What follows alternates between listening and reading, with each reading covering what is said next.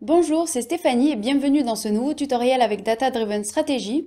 Donc aujourd'hui, nous allons analyser vos rapports audience de Google Analytics.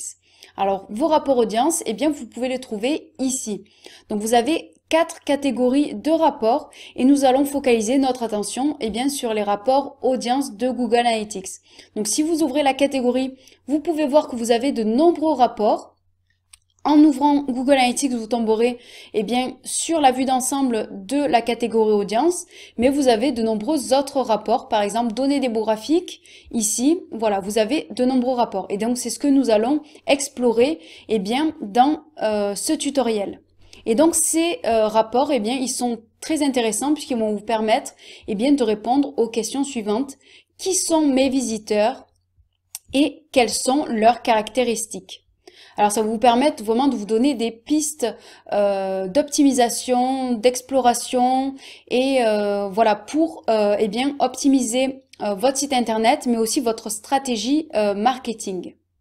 Alors tout au long de ce tutoriel, on va essayer de se poser des questions pertinentes parce que si vous voulez vraiment tirer des informations pertinentes pour votre business ou votre activité en ligne avec les rapports Google Analytics, ce qui est important, c'est de se poser de bonnes questions. Donc c'est ce que nous allons voir dans ce tutoriel aussi. Alors nous allons commencer par la vue d'ensemble. Donc c'est ce rapport-ci. Et donc, comme son nom l'indique, ça vous donne un petit peu un aperçu de ce que vous allez pouvoir trouver dans les autres rapports audience. Donc, vous avez des indicateurs clés, sessions, utilisateurs, taux de rebond, et vous avez d'autres données, donc notamment démographiques, technologie. Voilà, vous avez de nombreux indicateurs clés qui vont vous permettre d'aller ensuite plus loin ici même. Donc dans ce rapport, ce qui est intéressant, c'est de regarder la courbe. Alors ici, nous avons le nombre de sessions au cours des 30 derniers jours. Donc c'est d'office. En général, vous aurez les 30 derniers jours. Donc ça met en avant l'évolution de votre trafic au cours du temps sur la période donnée. Et donc cette courbe, elle peut être intéressante.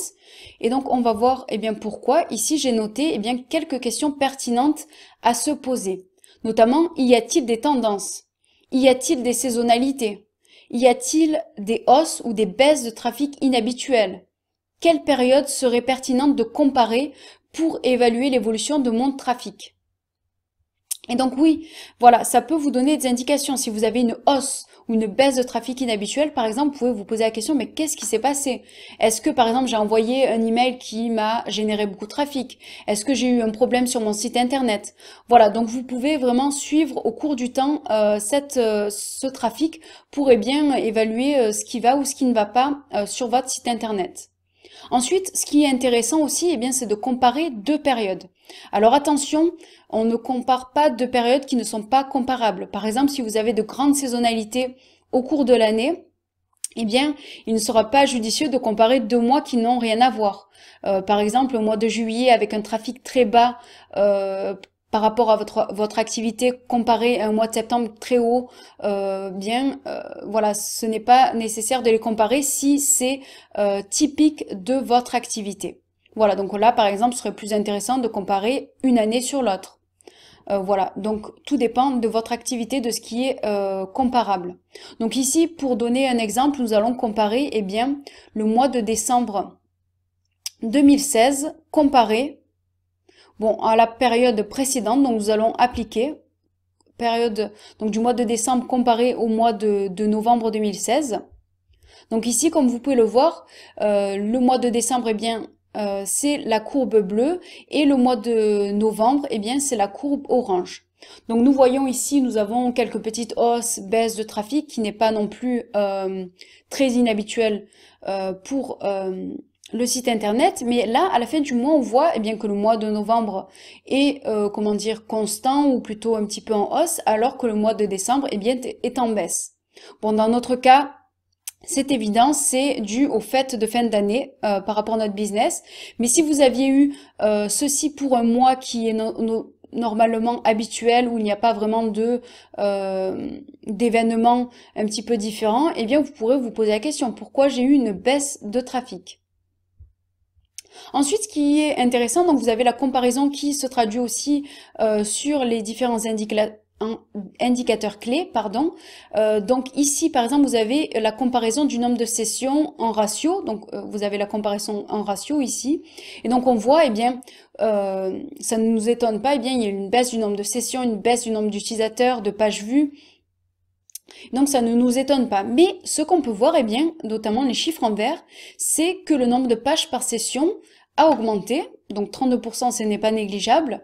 La durée moyenne des sessions aussi de 44% et le taux de rebond a baissé de 13%. Dans notre cas, ces indicateurs, eh bien, sont positifs. Et donc notamment le taux de rebond, eh bien, c'est-à-dire ça correspond au pourcentage de visite d'une seule page. Si une personne vient sur votre site et qu'elle ne visite qu'une seule page, ne visite pas une seconde page, donc ça veut dire le taux de rebond augmentera. Et donc dans notre cas, eh bien, ces indicateurs sont positifs. Et donc voilà, c'est indicatif de, eh bien, les utilisateurs sont beaucoup plus intéressés de ce qu'on a sur notre site, puisqu'ils restent plus longtemps, ils visitent plus de pages. Donc c'est plutôt positif, malgré la baisse de trafic. Donc ici, on pourrait se poser la question, eh bien, ce trafic est qualifié, est-il vraiment qualifié?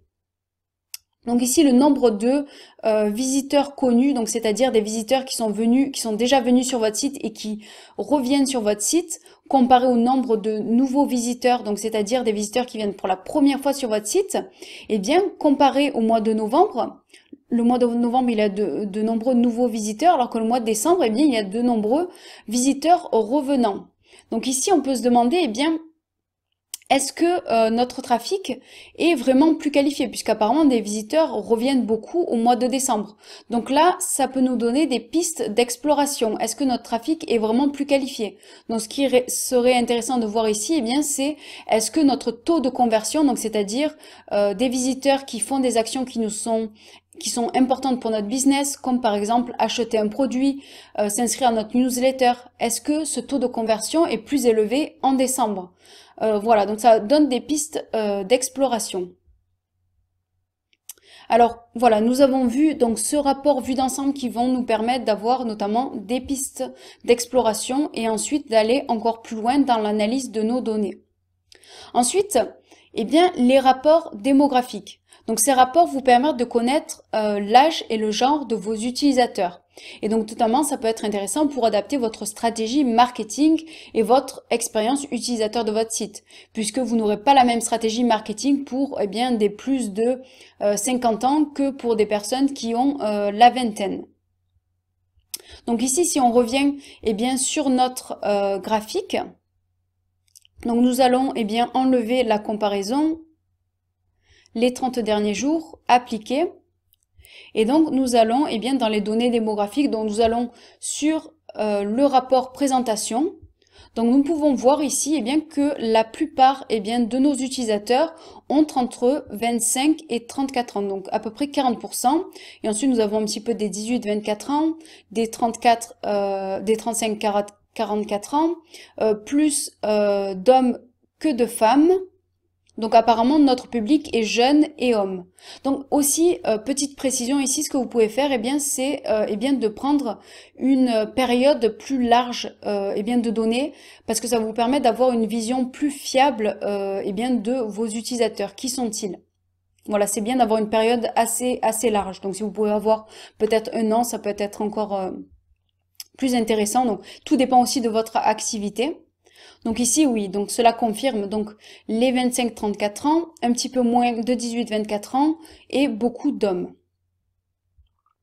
Alors, ici, nous pouvons aller plus loin. Oui, toujours ce qui est intéressant, voilà, c'est de ne pas s'arrêter au rapport tel quel et d'aller toujours plus loin, puisque c'est vraiment des pistes d'exploration que vous allez avoir et ensuite, voilà, vous pouvez aller plus loin. Donc, par exemple, ici, une question pertinente qu'on peut se poser, eh bien, c'est quel est le genre, quel est l'âge et le genre de l'utilisateur qui convertit le mieux. Donc, c'est-à-dire un visiteur qui fait une action qui est importante pour notre business. Et donc, qu'on va traduire en tant qu'objectif dans Google Analytics. Nous verrons ça dans un prochain tutoriel.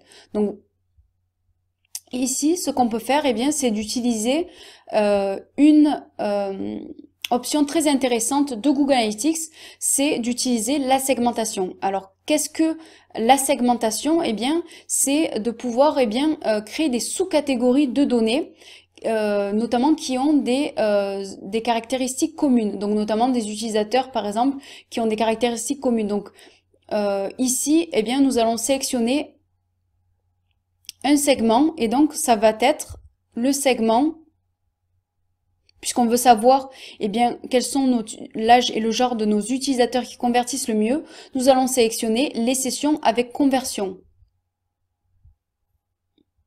Et donc la segmentation est intéressante parce que souvent les données agrégées ne nous permettent pas de vraiment tirer d'informations pertinentes. Donc c'est bien d'aller un petit peu plus loin pour vraiment explorer nos données et tirer vraiment des informations qui vont être utiles à notre business. Donc ici par exemple on voit, eh bien, ici c'est le graphique avec des sessions avec conversion, et ici c'est tous nos utilisateurs. Donc on voit que le graphique change eh bien nettement. On voit que les 18-24 ans, eh bien, ils convertissent eh bien très peu comparé au nombre de visiteurs qu'on a. Donc cela confirme eh bien, que la catégorie de nos utilisateurs la plus intéressante, eh bien, ce sont les 25-34 ans. À 40, ils convertissent à plus de 43%.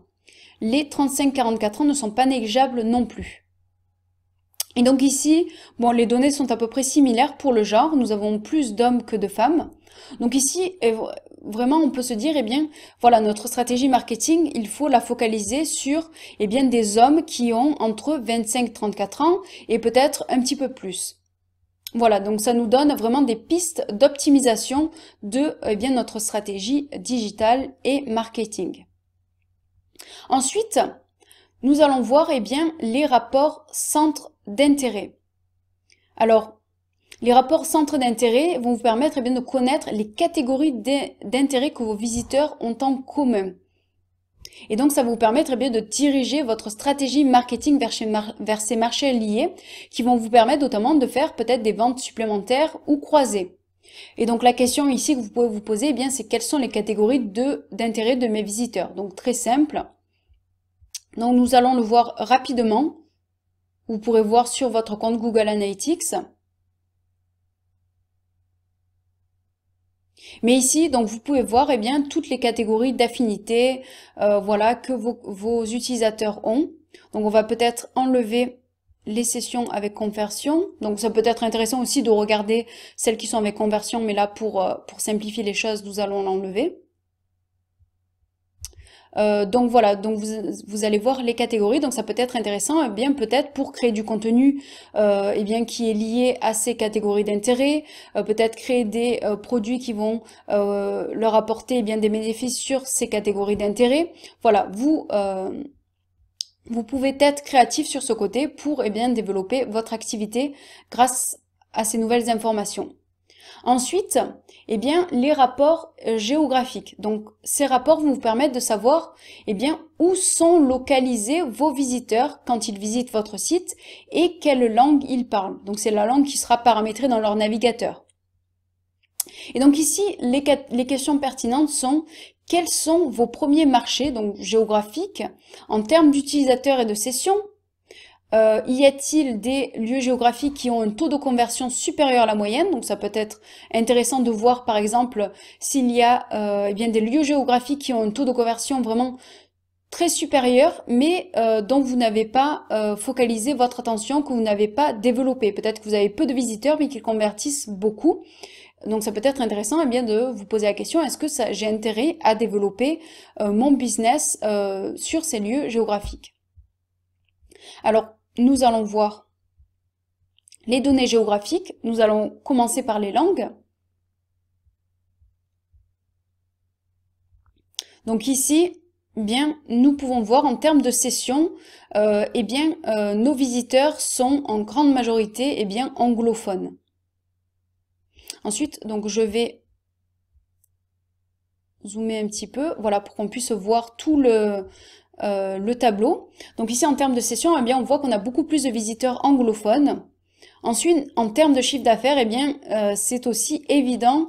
La quasi-totalité, presque la totalité du chiffre d'affaires vient eh bien, de personnes qui sont anglophones. Et donc le taux de conversion, on peut voilà, rangé par taux de conversion. Donc on voit, eh bien, ceux qui ont un taux de conversion bien plus élevé, eh bien, sont anglophones. On voit ensuite qu'il y a les Français, mais le chiffre d'affaires est peu important, le nombre de visiteurs aussi. Donc ici, par exemple, si vous aviez, par exemple, ici, si nous avions, eh bien, par exemple, 20% de personnes qui parlent français, qui convertissent un petit peu, donc, on pourrait se poser la question, ou qui reste longtemps aussi, par exemple, sur votre site internet, vous pourrez vous poser la question, si vous n'avez pas traduit votre site internet dans cette langue, vous pouvez vous poser la question, est-ce que j'ai intérêt à traduire mon site en français? Est-ce que j'ai intérêt à développer mon activité en ligne pour les Français, puisqu'ils sont apparemment intéressés par mes produits ou mes services? Voilà, peu importe de ce que vous avez sur votre site internet à proposer. Eh bien, vous pouvez vous poser la question. Vous avez pas mal, voilà, si vous avez 20% de vos utilisateurs qui sont, voilà, qui parlent une langue, mais que vous n'avez pas traduit votre site internet dans cette langue, vous pouvez bien vous poser des questions si ce marché est attractif pour vous ou pas. Ensuite, origine géographique. Donc ici, nous avons une cartographie qui peut être intéressante pour avoir un aperçu vraiment rapide et bien des marchés qui sont les plus importants pour vous, notamment ici en termes de sessions, donc en termes de visiteurs. Et donc ici, vous pouvez bien zoomer sur la carte, notamment si vous avez une activité en ligne qui est plutôt locale, spécialisée sur une région, sur une ville, etc. Vous pouvez zoomer et aller bien plus loin. Donc par exemple, on va zoomer ici. Donc on voit ici que c'est la Californie où il y a le plus de sessions, donc on pourrait encore zoomer ici. Voilà, vous pouvez vraiment jouer avec les données. Je vous invite, je ne vais pas aller, comment dire, beaucoup plus loin ici dans ce tutoriel pour pas qu'il ne dure trop longtemps, mais vous pouvez vraiment jouer bien, avec tous vos rapports et je vous y encourage. Parce que vous allez pouvoir trouver des informations pertinentes. Donc ici on voit bien, voilà, la Californie. Et vous avez aussi, quand vous zoomez, eh bien votre rapport zoom aussi. Donc ici on voit que c'est Mountain View en premier, San Francisco. Donc voilà, ça peut être intéressant si vous avez un marché plus local. Donc ici on va rester ici juste pour vous donner un petit aperçu. Donc on voit que les États-Unis sont vraiment le marché le plus important pour nos produits. Le taux de conversion est élevé. Voilà. On va rangé par taux de conversion. Bon, on voit la Guadeloupe qui a un meilleur taux de conversion, mais le nombre de sessions est vraiment minime. Voilà, le taux de conversion des États-Unis est élevé. Ici, on a le Canada. Donc, le chiffre d'affaires n'est pas négligeable, on va dire. Ils sont apparemment très intéressés par notre site internet. Il y a de nombreuses personnes. On pourrait ici peut-être se poser la question, est-ce qu'on ne pourrait pas développer un peu plus le marché du Canada? Voilà, c'est des questions que vous pouvez vous poser grâce à ces rapports qui vont vous permettre de développer vos business. Ensuite, rapport comportement. Donc ces rapports vous permettent de mesurer l'engagement de vos utilisateurs. Donc l'engagement, c'est un petit peu un terme difficile vraiment à définir. Des fois, c'est pas forcément très intuitif. Je ferai sûrement un article sur ce sujet. Mais ici, on va voir rapidement un rapport. Donc comportement, ici nouveau versus connu. Donc ça va comparer vos visiteurs connus, donc c'est-à-dire les visiteurs qui sont déjà venus sur votre site internet, qui reviennent une deuxième fois ou plus, et les nouveaux visiteurs, qui sont des visiteurs qui viennent pour la première fois sur votre site internet. Donc ça, c'est très important de regarder un petit peu le découpage entre ces deux pour vous, puisque vous pouvez voir par exemple ici, nos visiteurs connus se comportent bien différemment. Leur taux de conversion est beaucoup plus élevé. Ils contribuent à 67% du chiffre d'affaires, alors qu'ils constituent 25% du nombre de sessions. Donc vous voyez vraiment, ils sont beaucoup plus qualifiés. Ils convertissent beaucoup mieux. Ils vous permettent vraiment de développer votre business puisqu'ils achètent plus, ils convertissent plus. Donc vraiment, en général, pour la plupart des business, tout dépend de votre activité en ligne aussi, mais pour la plupart des activités en ligne, eh bien, c'est très important de garder, eh bien, vos clients. On va en parler de clients, même si vous ne vendez pas de produits, eh bien, c'est très important de garder ces visiteurs connus, ces clients, puisque c'est plus facile d'en garder que d'en acquérir de nouveaux. Et ils vont vous permettre vraiment de développer votre business. Donc, si votre part, eh bien, de visiteurs connus aussi, notamment en nombre, parce que ça peut être aussi intéressant de développer vos nouveaux visiteurs. Mais si vous avez une baisse considérable de vos clients, vos visiteurs connus, eh bien ça peut être voilà, judicieux de vous poser la question, qu'est-ce qui se passe? Est-ce qu'il y a un problème sur mes produits? Est-ce qu'il y a un problème sur mon contenu? Est-ce qu'il y a un problème sur mon site internet? Est-ce que voilà, c'est des questions à se poser puisque c'est très important eh bien de les garder, ces clients et ces visiteurs connus. Puisqu'ils sont notamment eh bien plus engagés sur votre contenu, vos produits. Ensuite, eh bien, rapport technologie et mobile. Alors, ces rapports, eh bien, vous permettent de savoir quelle technologie utilisent vos visiteurs. Donc, navigateur, réseau, catégorie d'appareils. Et donc, ces informations, eh bien, elles vous aident à identifier des anomalies, des problèmes techniques, des sous-performances ou bien identifier eh bien, des opportunités d'optimisation de votre design, par exemple, et de vos actions marketing. Donc par exemple, si votre taux de rebond est particulièrement élevé, eh bien pour des visiteurs sur appareil mobile comparé à ceux sur ordinateur, eh bien il peut être intéressant eh bien, de vérifier que votre design est bien responsive, c'est-à-dire adapté aux appareils mobiles. Et s'il n'est pas, eh bien développer, optimiser vraiment votre design pour qu'il soit responsive. Donc quelques questions pertinentes ici à se poser, eh bien c'est des navigateurs ont-ils un taux de rebond anormalement élevé ou un taux de conversion particulièrement bas? Donc ici, pour se poser la question, qu'est-ce que je peux améliorer pour améliorer ceci? Est-ce qu'il n'y a pas un problème? Ensuite, quel est le pourcentage de vos visiteurs qui utilisent un appareil mobile? Donc ici, ça revient à l'importance du design responsive, parce que si vous avez de nombreux utilisateurs qui utilisent un appareil mobile, il est important eh bien d'optimiser votre site internet pour les mobiles. Et ensuite, des appareils ont-ils un taux de rebond anormalement élevé ou un taux de conversion particulièrement bas. Donc ça peut identifier s'il n'y a pas des problèmes sur votre site par rapport à certaines technologies. Donc ici, nous allons dans le premier rapport, navigateur et système d'exploitation. Donc ici, on voit que la plupart de nos utilisateurs utilisent Chrome, ensuite Safari. Donc on vous regarde les taux de rebond notamment. Donc ici on voit eh bien qu'on n'a pas de problème. Vous pouvez voir, vous pouvez les ranger par ordre. Donc on n'a pas de problème dans les plus les navigateurs qui ont en termes de nombre de visiteurs. Donc voilà, parce qu'après ceci eh bien c'est négligeable. Donc voilà, dans ceux qui nous apportent le plus de trafic, on n'a pas de problème. Le taux de rebond semble normal. Ensuite, le taux de conversion, eh bien, il est beaucoup plus élevé sur Chrome, plus faible sur Safari. Donc là, nous avons une part non négligeable de visiteurs. Donc on pourrait se poser la question, est-ce qu'il n'y a pas un problème sur Safari? Qu'est-ce qu'on peut optimiser? Est-ce qu'il n'y a pas quelque chose à revoir de ce côté-là? Donc c'est des questions que vous pouvez vous poser. Ensuite, en termes de mobile, de type d'appareil, eh bien, donc nous pouvons voir ici donc ordinateur, smartphone et tablette. Donc ici la plupart de nos visiteurs eh bien visitent notre site sur ordinateur, 78%. On voit que le taux de conversion est beaucoup plus élevé, le chiffre d'affaires aussi.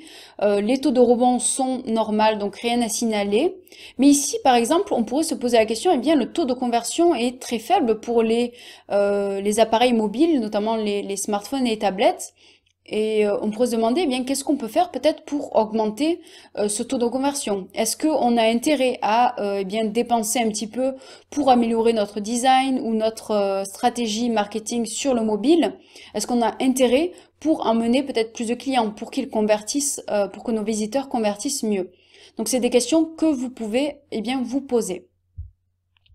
Donc ici nous avons vu le dernier rapport que je voulais vous montrer dans la catégorie audience. Il y en a bien sûr d'autres, mais c'est les rapports qui m'ont paru les plus intéressants, notamment quand on débute avec Google Analytics.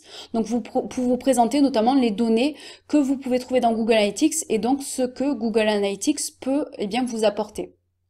Donc ici, vous devez en savoir bien plus sur votre audience, notamment qui elle est et quelles sont ses caractéristiques. Vous avez aussi appris à vous poser de bonnes questions pour tirer des informations pertinentes de vos rapports analytics. Et donc, vous avez aussi peut-être eu quelques pistes d'optimisation, donc pour prendre des actions vraiment ciblées. Si votre site est actif depuis un certain temps notamment, parce que si vous commencez, peut-être que vous pourrez tirer ces informations peut-être un petit peu plus tard. Et donc, voilà, si vous voulez vraiment continuer avec Google Analytics, en savoir plus, et notamment savoir d'où viennent vos visiteurs, je vous dis, vous pourrez retrouver mon prochain tutoriel qui sera l'analyse des rapports d'acquisition qui vous permet de savoir donc d'où viennent vos visiteurs. Voilà, donc si vous avez aimé cette vidéo, n'hésitez vraiment pas à la liker, n'hésitez vraiment pas à vous abonner à ma chaîne YouTube pour m'encourager à créer du contenu pour vous. Et je vous dis à très bientôt dans mon prochain tutoriel. C'était Stéphanie.